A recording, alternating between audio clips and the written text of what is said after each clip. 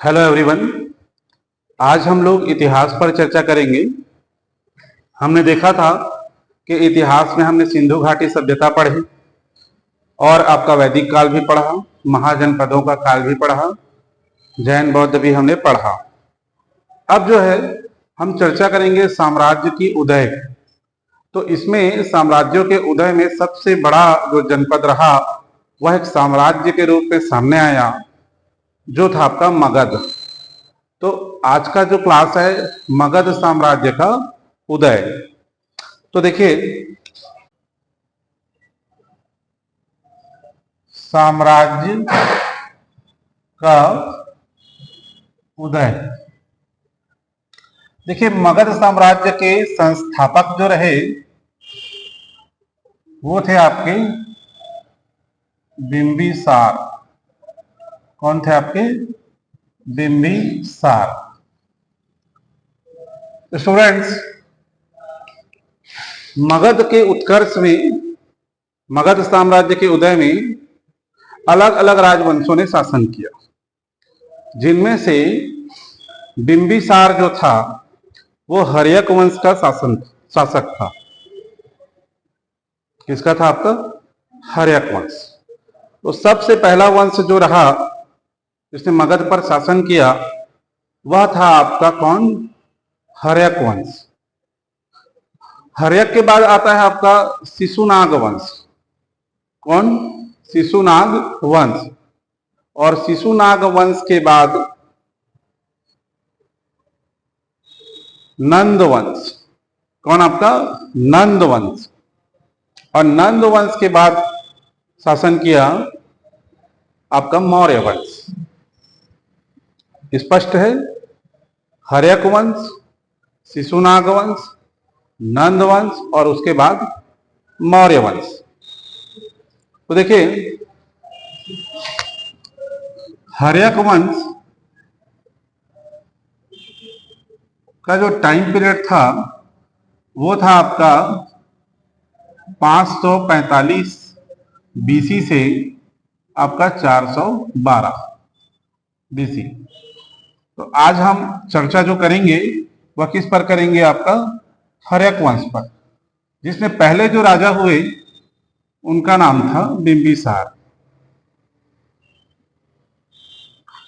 ठीक। दूसरा, बिंबिसार के बाद अजात शत्रु उदयन, और उदयन के बाद आता है आपका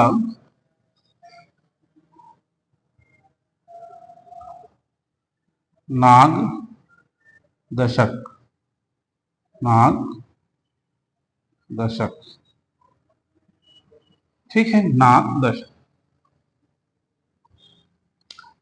इनका जो टाइम पीरियड रहा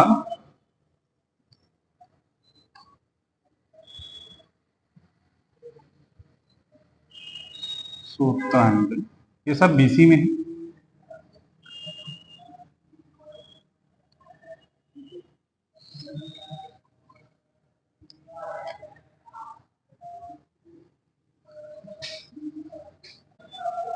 (61 BC) और 61 BC से 45 और 445 से लेकर के 412। करेक्ट? ठीक। ये जो है आपका टाइम पीरियड है। चलिए चर्चा का विषय आगे बढ़ाते हैं। देखिए, हर्यक वंश में प्रथम जो शासक था वो था आपका बिंबिसार। बात करते हैं बिंबिसार के ऊपर। बिंबिसार ने क्या किया? अपने साम्राज्य का विस्तार किया। एक कुशल शासक था और इन्होंने अपने साम्राज्य के विस्तार करने की एक नीति बनाई। देखिए, होता क्या है, कोई भी शासक अपने साम्राज्य को विस्तार करने के लिए कुछ न कुछ नीति बनाता है। तो इसने क्या किया? त्रियक नीति बनाई, जिसमें ये क्या करता था? अन्य साम्राज्य से वैवाहिक संबंध स्थापित करता था। वैवाहिक संबंध क्या करता था? स्थापित करता था। दूसरा, या तो उनसे क्या करता था? मित्रता करता था, और या तो फिर किसी से क्या करता था? युद्ध करता था।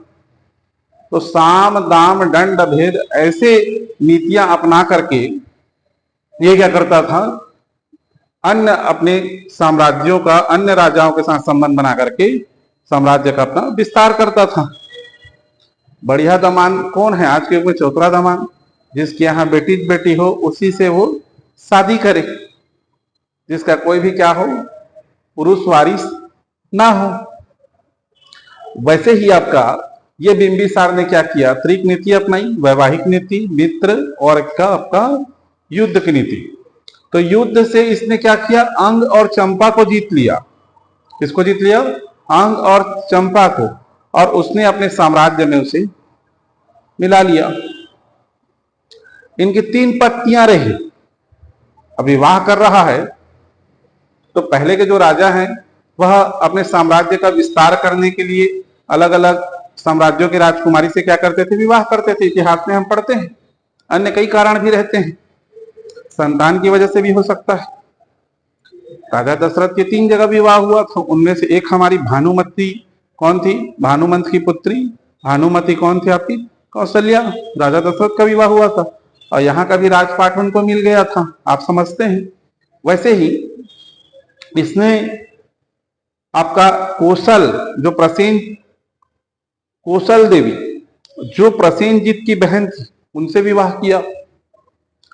दूसरी इनकी पत्नी रही आपका चेलन्ना, तो लिच्छवी के प्रमुख जो है चेटक की बहन थी कौन, आपका चेलन्ना।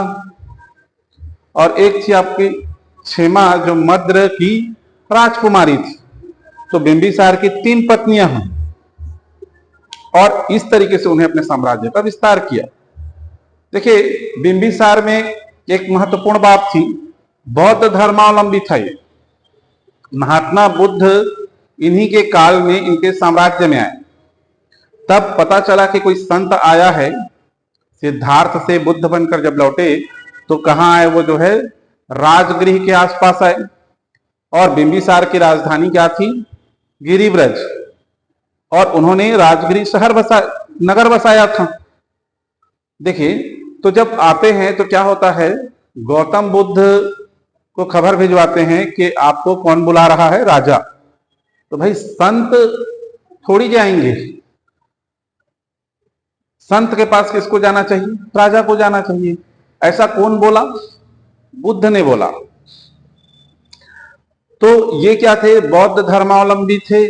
इन्होंने क्या, ये क्या हुए, उनसे प्रभावित हुए और प्रभावित होने के बाद उन्होंने वेलुवन किसको दान कर दिया, आपका बुद्ध को, गौतम बुद्ध को उन्होंने दान कर दिया। तो वेलुवन किसको दान किया, गौतम बुद्ध को। किसने किया, तो बिंबिसार ने किया। ये चीज आप याद रखेंगे, क्लियर, ठीक है।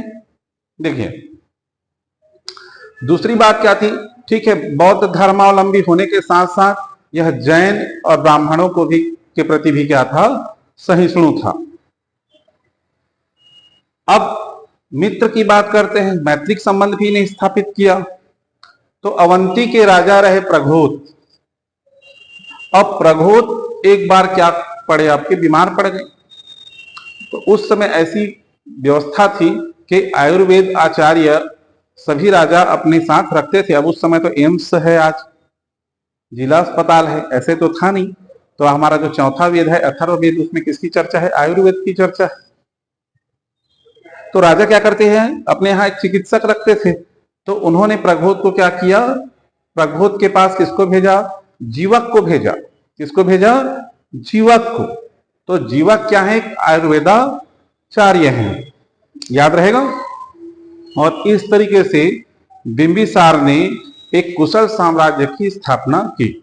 तो इतनी बातें बिंबिसार में विशेष महत्वपूर्ण है, जिनकी राजधानी रही आपका राजगृह नाम के शहर बसाए। और इन्होंने क्या किया, गिरिब्रज को अपनी राजधानी बसाई। इनका पुत्र जो था, क्योंकि इस हर्यक वंश को पितृहंता वंश भी कहा जाता है, क्योंकि इसमें जो भी शासक आए वो अपने पितृ की हत्या करके सिंहासन आरूढ़ हुए। उनमें से दूसरे जो राजा हुए बिंबिसार के बाद अजातशत्रु। अजातशत्रु उसे कहा जाता है जिनका कोई शत्रु ना हो, लेकिन इन्होंने अपने पिता को ही शत्रु के रूप में क्या किया, पराजित किया, इनको मार दिया। और मारने के बाद क्या किया, स्वयं सिंहासन आरूढ़ हो गए। अजात शत्रु के मुख्य कार्य क्या थे? इन्होंने भी जैसा बाप था वैसे ही कुछ बेटा में भी क्या थे? अनुवांशिक गुण थे। तो इन्होंने काशी और वज्जी को जीत लिया और अपने अधीन कर लिया, और जो पिता ने जो शहर बसाया है उसी को क्या बना लिया? अपनी राजधानी। क्योंकि इनके पिता क्या थे? बौद्ध धर्मावलंबी थे, तो इन्होंने भी बौद्ध धर्म अपनाया। और इसने क्या किया? बौद्ध की संगीति, बौद्ध संगीति मतलब होता है बौद्ध के उपदेशों को गाना, ये क्या कहलाती है? बौद्ध संगीति। तो 483 में क्या हुआ? प्रथम बौद्ध संगीति हुई। देखो इसका टाइम पीरियड इसी पर आ रहा है। 483 में क्या हुई? प्रथम बौद्ध संगीति हुई। कहां? राजगृह में। और वो किसके शासनकाल में हुई? अजात शत्रु। ठीक है। महाशिला कंटक हथियार का नाम है। रथ मुसल जैसे हथियारों का इन्हीं के काल में क्या किया गया? प्रयोग किया गया। क्लियर है? स्पष्ट है? तो अजात शत्रु के विषय में समझ में आया कि नहीं? ठीक है। प्रथम बौद्ध संगीति किसके काल में हुई? तो अजात शत्रु के काल में हुई। याद रहेगा? ठीक है। देखिए उदाइन ने क्या किया? 461 से 545 इसका टाइम पीरियड, 445 इसका क्या रहा? टाइम पीरियड रहा बीसी में। देखिए उदाइन ने पाटलिपुत्र नाम की शहर की स्थापना की। तो पाटलिपुत्र किसने बसाया है? आज वर्तमान में बिहार की राजधानी पटना है। तो कौन? उदाइन। कौन? उदाइन। उसके बाद नाग दशक अंतिम शासक रहा। इसका टाइम पीरियड जो था वो था 445 से 412। और इस तरीके से ये पूरा जो हर्यक वंश है यह कंप्लीट हुआ। और इसी नाग दशक की हत्या शिशुनाग ने की और शिशुनाग वंश की स्थापना की। ठीक है। तो शिशुनाग वंश, कालाशोक, उसके बाद नंदीवर्धन, और नंदीवर्धन की हत्या महापद्मनंद ने की और नंद वंश की स्थापना की। और फिर आता है मौर्य वंश। आगे कक्षाओं में हम इसको विस्तार से पढ़ेंगे। फिलहाल इससे संबंधित कुछ और अगर पूछना चाहते हैं प्रश्न तो आप पूछ सकते हैं।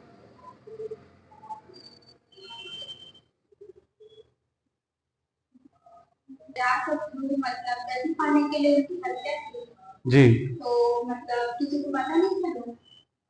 अब देखिए ये तो हाँ। देखिए बिल्कुल ऐसा अपेक्षा है कि पिता पुत्र की कभी हत्या नहीं कर सकता, लेकिन हमें इतिहास इसलिए पढ़ाया जाता है कि इतिहास से हम कुछ सीखें। तो ये इतिहास में ये ऐसी घटनाएं कहीं घटी है कि पिता ने पुत्र की हत्या की है और पुत्र ने पिता की भी हत्या की है। ठीक है। जैसे उदाहरण के रूप में गयासुद्दीन, आपका गयासुद्दीन अलाउद्दीन खिलजी है, जैसे उन्होंने अपने चाचा की हत्या कर दी थी। किसने? अलाउद्दीन खिलजी ने, और सिंहासन आरूढ़ हुआ था। ऐसे कई घटनाएं हैं। तो हम धीरे धीरे इतिहास का पढ़ने का मतलब इतिहास सिलेबस में आपकी इसीलिए है क्योंकि इतिहास से हम बहुत कुछ चीजें सीखते हैं। ठीक है।